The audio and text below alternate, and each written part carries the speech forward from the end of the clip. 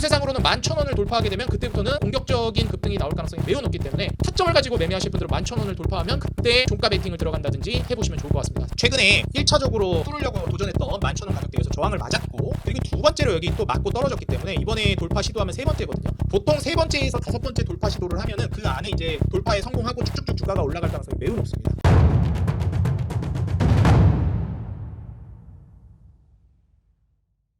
반갑습니다. 주식장인 유튜브 구독자 여러분들, 주식장인입니다. 자, 오늘 영상을 통해서는 인생 주식 코너의 종목을 여러분들께 이제 소개해 드릴 건데요. 여러분들도 아시겠지만 제가 인생 주식 코너에서 여러분들께 소개해 드리는 종목들은 제가 현재 사용하고 있는 추세 돌파 검색식에 포착된 종목들이 거의 90% 이상입니다. 그래서 추세 돌파 검색식은 기술적인 지표로 추세가 좀 전환되고 있거나 매물대 돌파가 나오는, 말 그대로 이제 추세를 타고 있는 종목들을 포착해주는 검색식인데, 여기에서 이제 재무적인 기준이나 그리고 이제 비즈니스 모델이 상당히 괜찮아 보인다 싶은 종목들을 중심으로 해서 제가 따로 또 한 차례 걸러가지고 여러분들께 소개를 해드리고 있어요. 일단 최근에 이제 소개해드렸던 빙그레 같은 경우에도 여러분들께 소개해드리고 주가가 연일 신고가를 쓰고 있는데, 예정보다 이제 좀 더위가 빨리 찾아올 것이다 라는 예상을 해드리면서 빙그레를 소개해드렸죠. 주가가 정말 잘 가고 있는데 축하드리고요. 그리고 이전에 한번 소개해드렸던 한국금융지주가 좀 조정 나오다 다시 올라오고 있죠. 이 부분 한번 기대해 보시면 좋을 것 같아요. 지역난방공사랑. 그리고 코리아 FT 같은 경우는 제가 소개해드리고 주가가 한 100% 이상 좀 주가가 올라갔는데 여전히 신고가를 계속 뚫고 올라가고 있는 모습입니다.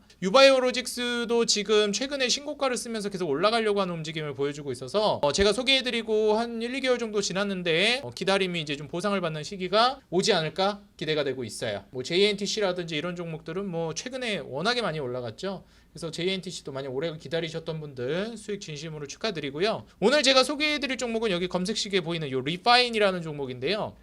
이거를 이제 왜 소개를 해드리게 됐는지, 왜 선정을 했는지, 왜 이걸 지금 눈여겨보면 괜찮을지에 대해서 좀 설명을 드리겠습니다. 뭐 여러분들도 아시겠지만 주식 투자하시는 분들 부동산도 많이 좋아하실 거예요. 투자를 한다라고 했을 때 우리가 뭐 주식하는 분들도 마찬가지, 부동산을 하는 분들도 마찬가지, 서로 상대방의 이제 투자처에 굉장히 관심이 많습니다. 부동산 하시는 분들도 주식이나 비트코인에 관심이 많으시고, 부동산 하시는 분들도 뭐 코인이나 주식 이런데 관심이 굉장히 많으세요. 주식도 뭐 부동산 관심 많고, 왜냐하면 결국 이제 돈을 벌고 싶어하는 사람들이 관심을 기울이는 분야이기 때문에 결국에는 계속해서 서로 상호작용을 한다. 리파인이 그러면 뭐하는 업체길래 부동산 얘기를 꺼내느냐, 지금부터 한번 설명을 드리겠습니다. 여러분들도 아시겠지만 최근에 이제 그 전세 사기라든지 이런 이슈들이 부동산 시장에 있어서 엄청나게 강력한 화두였습니다. 그래서 주택금융 사기 증가세가 굉장히 많이 터지기도 했고, 저는 뭐 서울 살고 있는데 강서구 쪽에서 뭐 그때 까치산 쪽 막 그쪽 있죠. 뭐 그런 데가 전세 사기가 빌라 막 수백 채 수천 채가 빌라 사기 당했다, 전세 사기 당했다 이런 얘기들이 나왔죠. 그러다 보니까 불안감이 굉장히 좀 커졌어요. 물론 아파트는 그런 경우가 좀 적긴 했는데 뭐 빌라라든지 오피스텔, 원룸 막 이런 데서 많이 터졌죠. 그래서 주택이라든지 신탁사 소유 건물 사기나 뭐 아파트는 임대인 임차인 전세 대출 사기, 뭐 이중계약 사기, 대학가 전월세, 특히 이제 대학가 전월세 이런 사기도 은근히 또 이제 심심치 않게 일어나거든요. 그래서 사실 이게 문제가 됐던 게 뭐냐면, 뭐 신혼부부라든지 뭐 학생들이라든지 사회초년생 이런 사람들이 대다수 피해를 봤다라는 거. 이게 이제 사회적인 문제로도 굉장히 많이 이제 대두가 되고 있는 이유가 뭐냐면, 나중에 지금 뭐 연금 문제도 굉장히 많잖아요. 국민연금 관련해서도 연금이라든지 아니면은 갖가지 이슈들을 통해서 추후에 미래의 대한민국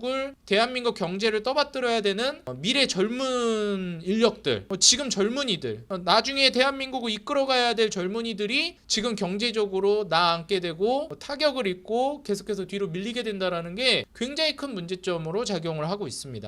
그래서 사실 이제 여기에 아주 연결이 됐다라고 보기는 좀 어렵겠지만, 뭐 제가 가끔 이제 이런 것도 뭐 언급을 하잖아요. 거기서도 얼마 전에 또 이슈가 나왔죠. 한국이 지금 자살률이 뭐 상당하다, 문제가, 이런 얘기도 나왔습니다. 뭐 우리나라 자살 문제가 심각한 거야 원래도 심각했지만 최근 들어서 더 심각해진 부분이 좀 있는 것 같아요. 뭐 먹고 살기가 점점 더 빡빡해지는 것도 있고, 사실 이제 우리 부모님 세대들은 뭐 요새 애들 물러 터졌다 이렇게 보는 시선도 없지 없지는 않습니다. 있는데 그걸 과연 그렇게만 해석할 수 있을까? 좀 그런 생각이 들어요. 진짜 힘들어진 게 사실이거든요. 어찌됐건 다시 돌아와서 이런 사기 문제들이 계속해서 나오고 있기 때문에 그럼 이거를 보장받으려면 어떻게 해야 되냐? 전세보증보험이라든지 그 이전에 사기가 안 당할 만한 물건의 계약을 하는 게 중요하겠죠. 그런 부분에 있어서 우리가 이제 많이 찾고 있는 부분들이 바로 이런 겁니다. 바로 리파인이 하고 있는 건데 권리조사라는 거를 시행을 해요. 금융기관 뭐 은행이라든지 보험사라든지 이런 데서도 마찬가지고 뭐 공인중개사나 이런 데서도 우리가 이제 임차인이나 뭐 이런 쪽에다 대출 실행을 할 때도 마찬가지고 그 다음에 거래를 할 때 이 물건이 안정적인지 혹은 이 대출 받으려고 하는 사람이 신용이 좀 괜찮은지 이런 부분들에 있어서 다 권리조사를 하면서 연결선상에 있는 사업이 발생을 합니다.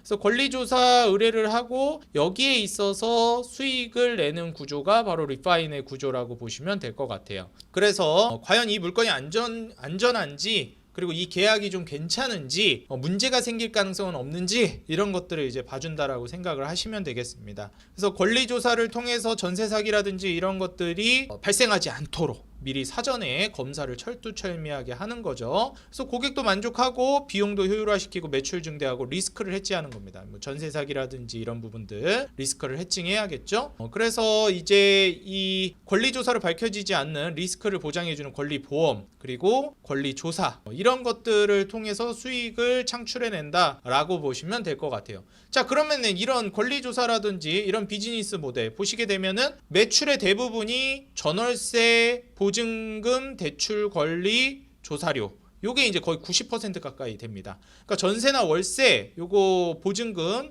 대출 권리 조사료 이거 이제 권리 조사를 통해서 안전한지 좀 봐주는 거 요거를 통해서 좀 수수료를 먹는 건데 이게 사실상 어쩔 때 이제 매출이 올라가고 수익성이 좋아지냐면 계약 금액이 올라가야 돼요. 다시 말해서 뭐 우리가 전세 대출을 받는다라고 하면은 전세 2억짜리를 구한다 혹은 전세 3억짜리를 구한다. 어디서 돈을 더 많이 벌까요?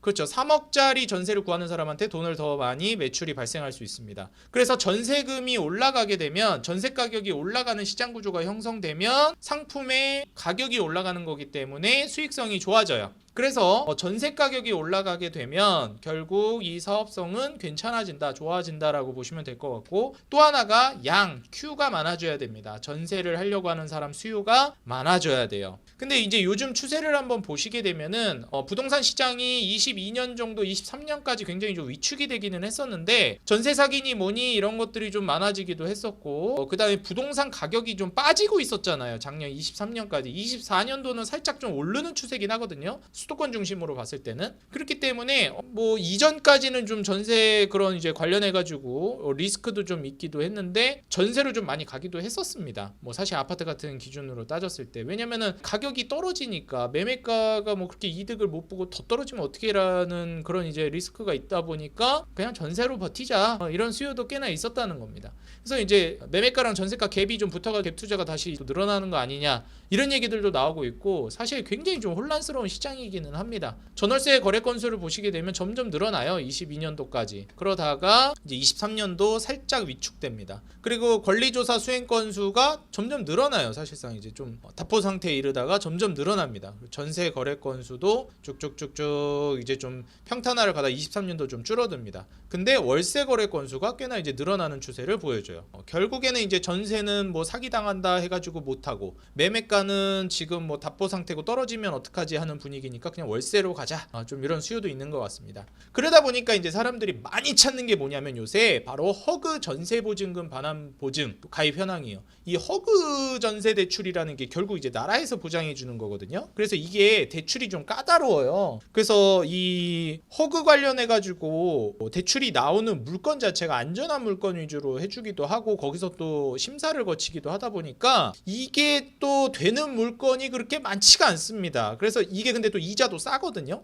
그럼 이게 이자가 싸다 보니까 결국에는 요게 이제 만약에 대출이 많이 발생하게 되면은 전세가를 좀 밀어올리는 효과가 나올 수 있습니다. 왜냐면은 이자가 싸다 보니까 2억 받을 거 3억 받고 이러니까 전세가가 올라가고 전세가가 올라가게 되면 또 매매 매매가를 밀어올리는 뭐 이런 효과가 나올 수도 있습니다. 그래서 지금 이 허그 관련해가지고 이게 너무 남발되면은 안 되지 않냐 이런 얘기들도 조금 나오기는 해요. 왜냐면은 과거에도 전세 대출 같은 거 너무 막 해줘가지고 저금리에 그러다 보니까 뭐 전세 뭐 2억 받을 거 이제 3억 받고 아무나 다 그냥 흔히 얘기해서 사실상 원래대로라면 3억 대출 받으면 안 될 사람들이 막 4억까지도 받고 이러는 거예요. 워낙 저금리니까. 그럼 이거 4억 전세 대출 받으면 어떻게 돼요? 돈 더 많은 사람들 막 5억 받고 막 아무나 막 3, 4억을 우습게 대출 받는 거예요. 그럼 어떻게 돼요?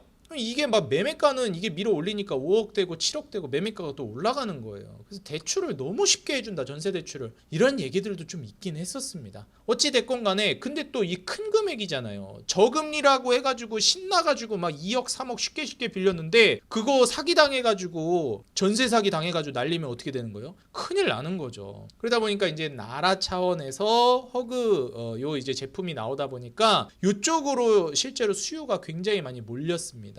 그래서 지금 보시게 되면은 전세 보증금 반환 보증 요 가입 건수 자체가 늘어났어요. 그럼 리파인 같은 업체들은 권리 분석이라든지 권리 조사 이런 걸로 사업성이 좋아지고 매출이 늘어날 수 있겠죠. 보증 가입률도 올라가고. 사실 좀 불안한 상황이 많이 발생이 되고 권리 조사라든지 이런 거를 활발하게 하는 행태가 된다. 라고 하면은 결국에 사회적으로 불안한 요소랑 그 다음에 전세 가격이 올라가는 이런 요소랑 맞물리면서 수혜를 받고 있는 게 리파인이라고 보시면 될 것 같아요. 그리고 보시게 되면 전세금 안심 대출 보증 가입 건수도 지속적으로 늘어나고 있는 모습을 보여주고 있습니다. 22년도 잠깐 줄었는데 제가 봤을 때 앞으로도 계속 좀 늘어나지 않을까 이렇게 좀 예상이 돼요. 그리고 전세 가격이 계속 올라가는 추세를 좀 보일 가능성도 없지는 않을 것 같다. 그리고 전반적으로 이제 부동산 거래가 활발해지면 어차피 또 P가 많아지고 Q가 많아져서 매출이 증대될 가능성이 있기 때문에 향후에 이제 좀 저금리로 가지 않을까 이럴 수 있잖아요. 그리고 지금 아까도 말씀드렸듯이 전세 가격이 올라가면 퍼센트로 얘네가 이제 매출이 발생하는 거기 때문에 아까도 말씀드렸듯이 2억짜리 전세의 계약을 따내는 수수료를 먹는 것보다 3억짜리 전세 대출 받는 거에 퍼센트 먹는 게 훨씬 더 매출이 많이 발생합니다. 그러다 보니까 전세 가격이 떨어지다가 이제 24년 초에 어떻게 되고 있어요? 전세 가격이 살짝 고개를 든 상황이에요. 그러다 보니까 지금 굉장히 고금리잖아요, 사실상. 고금리인데 나중에 이제 저금리로 갈 가능성이 높단 말이죠. 장기적으로 봤을 때는 금리가 솔직히 여기서 더 올라갈 수도 있긴 한데 더 올라가기가 좀 어려운 상황이에요. 거의 뭐 최고점 근처라고 보셔야죠. 뭐 나중에는 어떻게 될지 모르겠지만 그래서 장기적으로는 금리는 이제 떨어질 가능성이 높기 때문에 결국 전세 대출 저금리에 받으려고 하는 사람은 더 많아질 가능성이 높다. 이게 사실 리파인의 조금 이제 리스크 요인으로 볼 만한 게 고금리가 장기화되게 되면 사실 이제 대출을 많이 받기가 어렵잖아요. 그렇기 때문에 전세 대출이 줄어들고 거기서 사업에서 매출 발생, 파생 매출을 발생하기가 어려워질 수 있다. 이런 리스크가 있고 근데 이런 부분들은 장기적으로 고금리가 저금리로 바뀌어 나가는 이런 기조로 가게 되면 결국 저는 지금 같은 고금리 때 투자하면 저가 매수 찬스라고 보고 있습니다.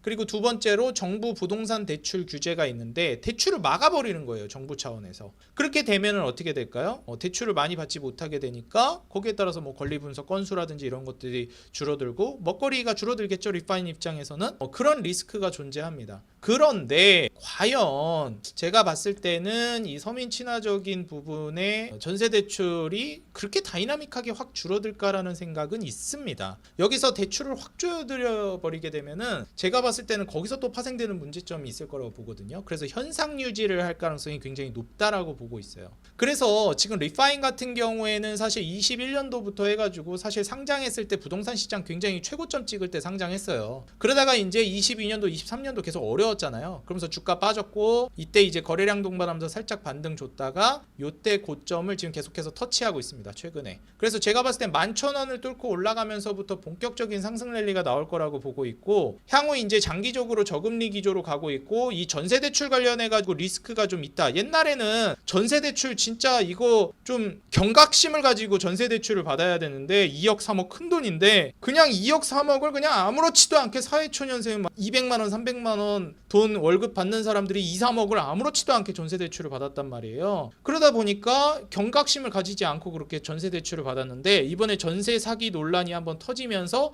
이거 함부로 전세 대출 이렇게 많이 받으면 안 되겠다. 받더라도 보증보험이나 이런 거 철두철미하게 해야 되는구나를 아마 사회초년생들 사이에서 굉장히 화두가 됐을 겁니다. 그래서 몇십만 원, 몇백만 원 아끼려다가 몇 억 날리는구나. 그래서 보증보험이나 이런 거 철두철미하게 해야 되겠다. 권리조사 잘해야 되겠다. 이런 생각이 들었을 겁니다. 그렇게 되면서 사실상 리파인의 수요가 올라갔다라고 저는 보고 있고, 그리고 장기적으로 전세 대출이라든지 이런 전세 가격이 지금 올라가고 있잖아요. 그래서 전세 가격이 최근에 살짝 올라가고 있는 추세이기 때문에 이런 것 역시도 가격의 상승으로 인해서 수수료, 가격이 올라갈수록 거기서 수수료 퍼센트로 매출을 발생시키는 리파인 같은 경우에는 수혜가 될 수 있다라고 보고 있습니다. 전세 가격이 올라간다라는 거는. 그래서 사회적으로 전세를 함부로 받는 게 아니라 좀 안정장치, 보험 같은 걸 좀 들어야 된다. 그 과정에서 권리분석, 권리조사가 이루어져야 된다라는 거를 경각심을 가지게 됐다라는 사회 세태를 따졌을 때 리파인 사업성이 좋아지고, 그리고 전세 가격이 올라가면서 거기서 퍼센트로 먹는 매출 파이가 커질 가능성이 있고, 그리고 장기적으로 이제 저금리 기조로 간다라고 했을 때는 부동산에서 이제 거래가 활발해질 수 있기 때문에 그런 부분에 있어서 부동산 거래가 많아진다, 거래 건수가 많아진다라고 했을 땐 리파인의 또 호재라고 볼 수가 있겠습니다. 사실 지금은 부동산 거래 건수가 그렇게 많은 상황이라고 보기는 어렵단 말이죠. 그렇지만 이제 이 기업 같은 경우에는 전월세 관련된 거래를 또 봐야 되기 때문에 매매 거래 건수를 여러분들이 보셔서는, 그것만 보셔서는 안 된다. 매매뿐만 아니라 특히나 전월세 건수를 따져봤을 때는 리파인이 장기적으로도 계속 수익성이 좋아질 가능성을 내포하고 있다고 저는 보고 있습니다.